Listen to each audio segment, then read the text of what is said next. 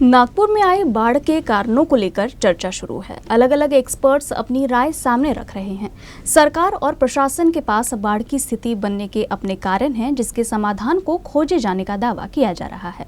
लेकिन जरूरी है कि आने वाले समय में ऐसी भयानक स्थिति का शहर सामना न करे। उसे लेकर आज ही ठोस कदम उठाना जरूरी है। नागपुर ने रात के अंधेरे में तूफान बारिश के बाद आए मंजर का असर नए सिरे से झेला है।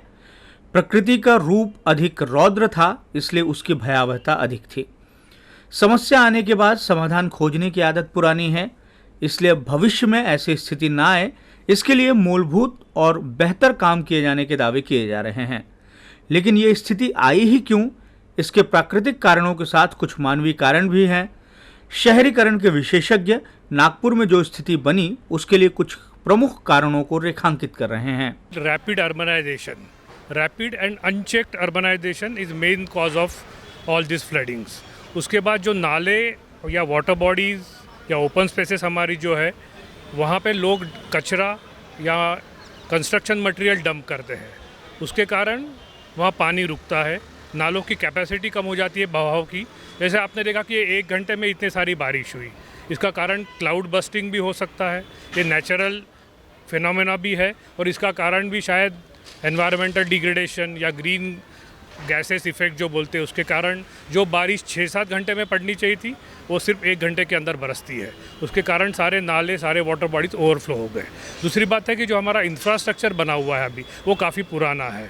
वो इंफ्रास्ट्रक्चर की उतनी कैपेसिटी नहीं रही है अभी कि वो सारा इस तरह का लोड, जो एडिशनल लोड आता है, उसको कैरी कर सके। महज कुछ समय में भारी बारिश, समय पर होने वाली बारिश की सही सूचना न मिल पाना, मानसून पूर्व तैयारियों का ठीक ढंग से नियोजन न किया जाना, अंबाझरी तालाब की पानी संग्रहित करने की क्षमता का कम होना, तालाब से निकलने वाले पानी की रफ्तार में बाधा आना, शहर की प्रमुख नदी और तालाब के किनारे अतिक्रमण, नाग नदी की दिनों दिन चौड़ाई का कम होना, शहर के ड्रेनेज सिस्टम का भारी बारिश के बाद पानी की निकासी की व्यवस्था को ना संभाल पाना। ये और इनके जैसे कई ऐसे मुद्दे हैं जो ऐसी स्थिति को पैदा करने के लिए जिम्मेदार हैं। लेकिन ऐसी स्थिति तो कई सालों के बाद आती है, पर शहर के ही ऐसे कई भाग हैं जहां सामान्य बारिश के बाद भी जलजमाव की स्थिति बन जाती है। सरकार अब इस समस्या को लेकर गंभीरता दिखा रही है।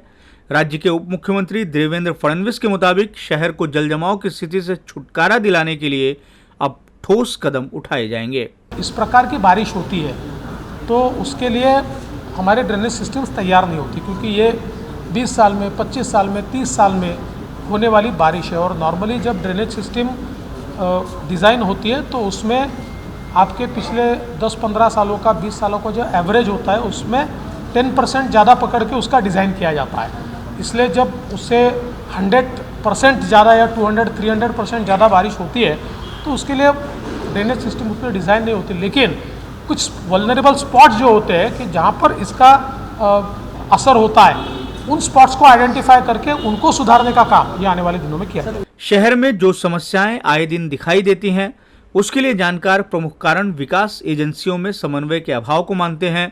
विकास कामों को लेकर आने वाली दिक्कतों को स्थायी तौर पर खत्म करने के लिए विशेषज्ञों की राय है कि एक सेंट्रलाइज कोऑर्डिनेशन कमेटी का गठन किया जाए।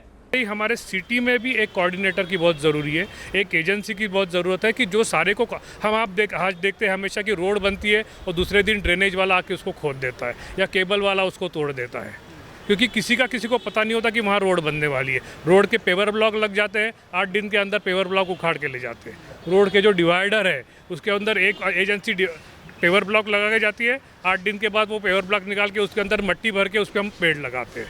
तो एक कोऑर्डिनेटिंग एजेंसी होना चाहिए जो MSCB, NMC, NIT, मेट्रो इनके साथ कोऑर्डिनेट करे, इनके प्लान्स को समझ ले वहाँ क्या आने वाला है और इस एक के हिसाब से उसको प्रायोरिटी दे के प्लानिंग करे कि जिसके कारण रिपीटेशन ऑफ वर्क न हो, जिसके कारण हमारा पैसा भी वेस्ट होता है और जो काम हुआ है वो ख़राब हो जाता है। तो ऐसी एजेंसी, ऐसी कोऑर्डिनेटिंग एजेंसी की सिटी में बहुत सख्त। नागपुर में हालिया बाढ़ की स्थिति का अनुभव शहरवासियों ने पहली बार ही किया है।